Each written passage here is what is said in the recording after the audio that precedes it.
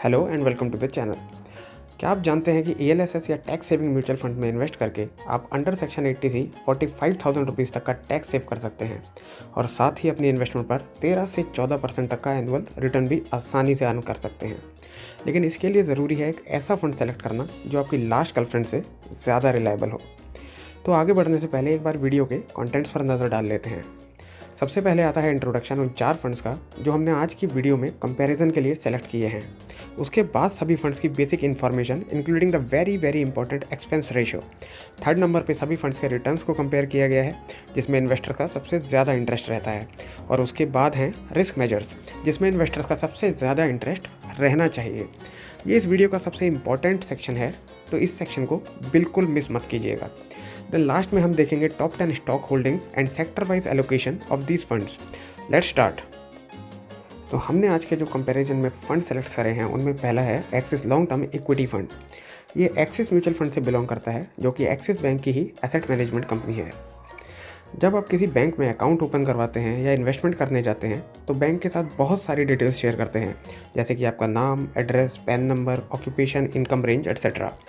पर आप में से बहुत से लोगों को शायद अपने फंड हाउस या फंड मैनेजर का नाम, उनका एक्सपीरियंस, एक्सपर्टीज़ की इन्फॉर्मेशन नहीं होगी।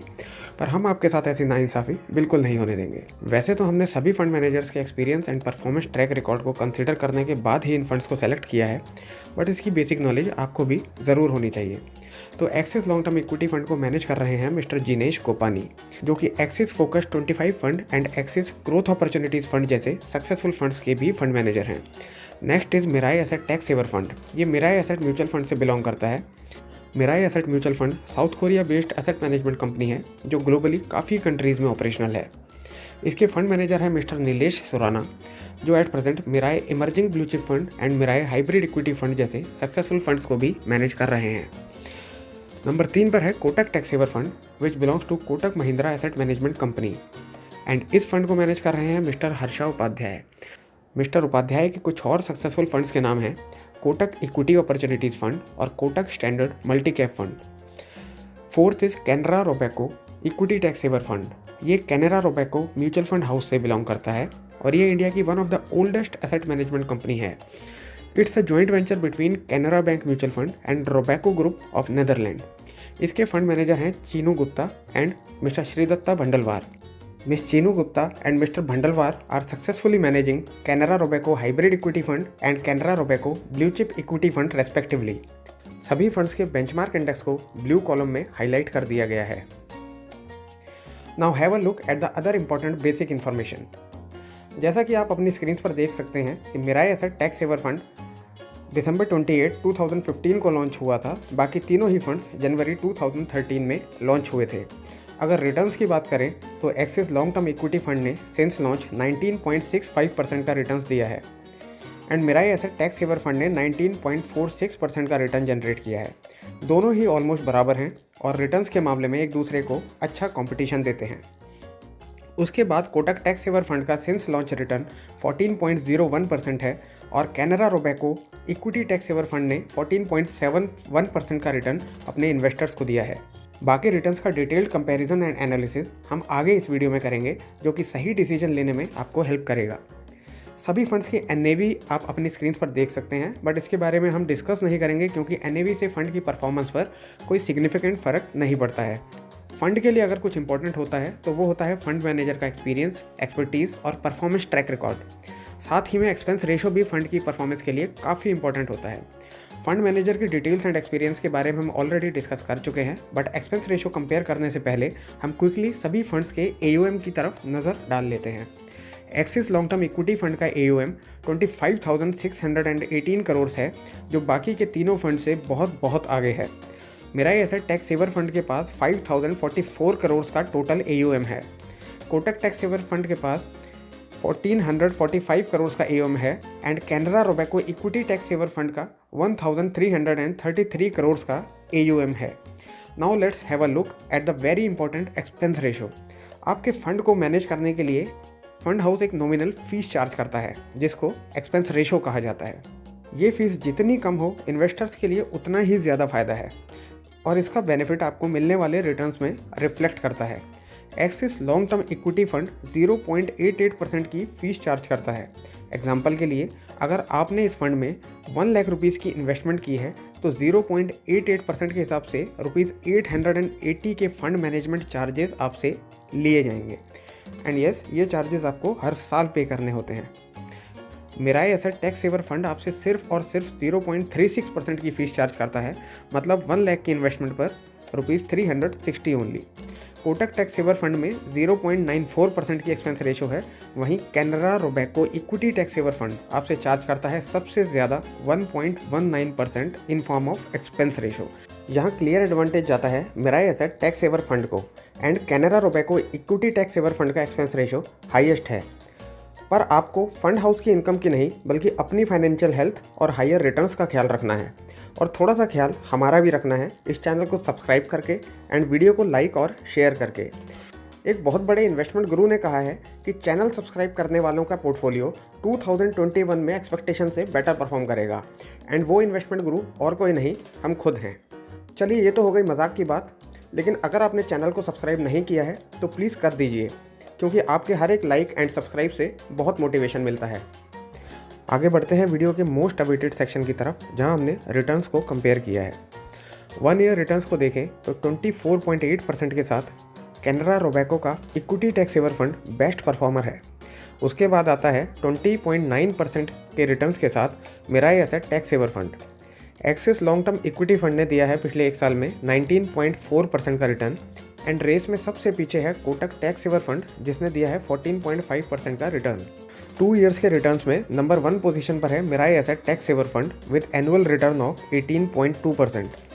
सेकंड स्पॉट पर कैनरा रोबेको का इक्विटी टैक्स सेवर फंड है, इसने 17.7% रिटर्न दिया है। Axis long term equity fund ने 16.8% का रिटर्न दिया है, and Kotak tax saver fund ने 13.9% का रिटर्न इन्वेस्टर्स को दिया है। क्योंकि टैक्स सेविंग म्यूचुअल फंड्स में 3 ईयर्स का लॉक इन पीरियड रहता है, इसलिए 3 ईयर्स एंड 5 ईयर्स की परफॉर्मेंस इनमें सबसे ज़्यादा इंपॉर्टेंट है। लास्ट 3 ईयर्स में कैनरा रोबेको के इक्विटी टैक्स सेवर फंड ने सबसे ज़्यादा 13.7% का रिटर्न दिया है, वहीं Axis long term equity fund ने 13.3% रिटर्न दिया है। Mirae asset tax saver fund भी बहुत ज़्यादा पीछे नहीं है, एंड इसने 12.4% का रिटर्न जनरेट किया है, और कोटक टैक्स सेवर फंड का 3 ईयर रिटर्न है 8.8%। 5 ईयर्स के कंपैरिजन की बात करें तो Axis long term equity fund ने 15.4% का रिटर्न दिया है, Canara Robeco equity tax saver fund ने 14.5% का रिटर्न दिया है, and Kotak tax saver fund ने भी अच्छी इंप्रूवमेंट दिखाते हुए 13.9% का रिटर्न जनरेट किया है। Now let's move on to the most important and awaited section of this video, that is risk measures और रिस्क कैलकुलेटर। इसमें सबसे पहले हम कंपेयर करेंगे स्टैंडर्ड डिविएशन को, जिसको आपने स्कूल्स में ज़रूर पढ़ा होगा, लेकिन शायद उसे यूज़ करने का मौका कभी ना मिला हो। स्टैंडर्ड डिविएशन म्यूचुअल फंड्स पर मिलने वाले रिटर्न्स की वॉलेटिलिटी को मेजर करता है। High standard deviation means high volatility, and low standard deviation means returns are less volatile and fund is less risky. Standard deviation जितना कम होगा उतना ही फंड के लिए बेटर माना जाता है। सो ELSS की जो ओवरऑल कैटेगरी है, जिसके अंदर ये चारों फंड्स आते हैं, इस कैटेगरी का स्टैंडर्ड डिविएशन 22.15 है। इंडिविजुअली अगर फंड्स की बात करें तो Axis long term equity fund का स्टैंडर्ड डिविएशन 20.92 है। 22.83 पर Mirae asset tax saver fund का स्टैंडर्ड डिविएशन सबसे ज़्यादा है। उसके बाद कोटक टैक्स सेवर फंड का 21.57 है, and Canara Robeco equity tax saver fund का स्टैंडर्ड डिविएशन है 20.71। अब हम बात करेंगे शार्प रेशियो की। शार्प रेशियो हमें रिस्क एंड रिटर्न्स का को रिलेशन बताती है। ये वैल्यू जितनी ज़्यादा होगी उतना ही फंड के लिए बेटर रहेगा। अब देख सकते हैं कि शार्प रेशियो का कैटेगरी एवरेज 0.13 है, एंड बाकी सभी फंड्स कैटेगरी एवरेज को बीट करते हुए दिखाई देते हैं। Axis long term equity fund की वैल्यू है 0.53, and Canara Robeco equity tax saver fund की शार्प रेशियो 0.44 है। Mirae asset tax saver fund की वैल्यू 0.38 है, एंड कोटक की वैल्यू है 0.23। आगे हम देखेंगे बीटा।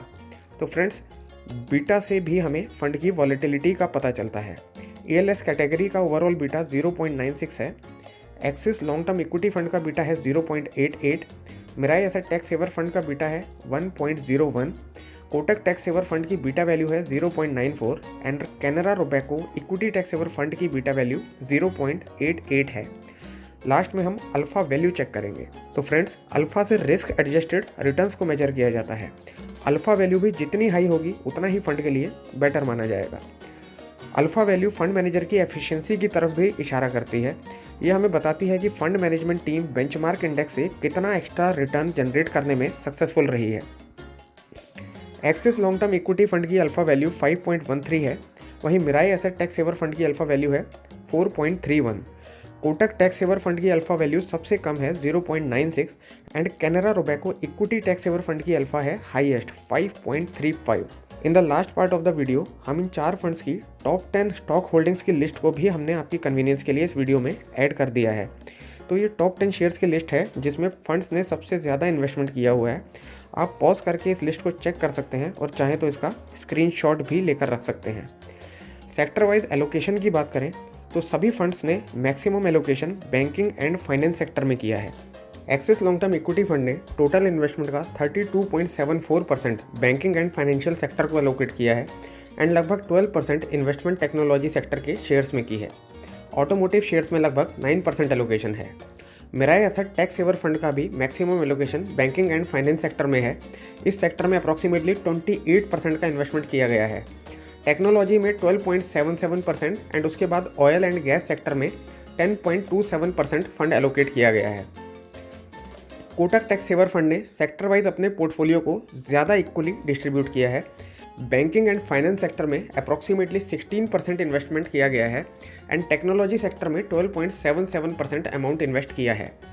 उसके बाद ऑयल एंड गैस सेक्टर में ऑलमोस्ट 11% फंड एलोकेशन देखने को मिलता है।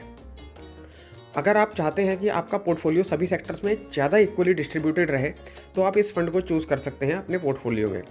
This kind of distribution makes a fund less risky. Canara Robeco equity tax saver fund का भी लगभग 30% allocation banking and finance sector में है। Technology and consumer non durable sector में अप्रॉक्सीमेटली 11% का इन्वेस्टमेंट किया गया है। Finally the big question, which fund is best? Lowest expense ratio and शानदार returns Mirae asset tax saver fund को advantage provide करते हैं और axis long term equity fund भी low standard deviation and high alpha value की वजह से काफ़ी बेहतर फंड साबित होता है।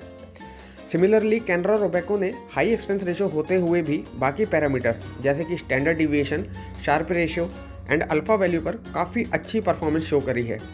साथ ही में काफ़ी बेहतरीन रिटर्न्स भी दिए हैं। सो आप तीनों में से कोई भी फंड सेलेक्ट करते हैं तो आपको डिसअपॉइंटमेंट बिल्कुल नहीं होनी चाहिए। वीडियो एंड करने से पहले आपके लिए एक investment tip. Tax saving mutual funds में इन्वेस्टमेंट करने के लिए फाइनेंशियल ईयर के एंड तक वेट मत कीजिए। ईयर के स्टार्टिंग से ही इन्वेस्टमेंट्स प्लान कीजिए एंड जब भी मार्केट में अच्छी करेक्शन देखने को मिले तो आप अपनी इन्वेस्टमेंट ELSS में कर सकते हैं। इससे ना सिर्फ आप टैक्स सेव कर पाएंगे बल्कि आपके रिटर्न्स भी काफ़ी इम्प्रूव हो जाएंगे। वीडियो को लेकर अगर आपके कोई सजेशंस या क्वेश्चंस हैं तो नीचे कमेंट सेक्शन में आप हमें बता सकते हैं। वीडियो को लाइक एंड चैनल को सब्सक्राइब करेंगे तो मोटिवेशन मिलेगा एंड अच्छा लगेगा। Thanks for watching.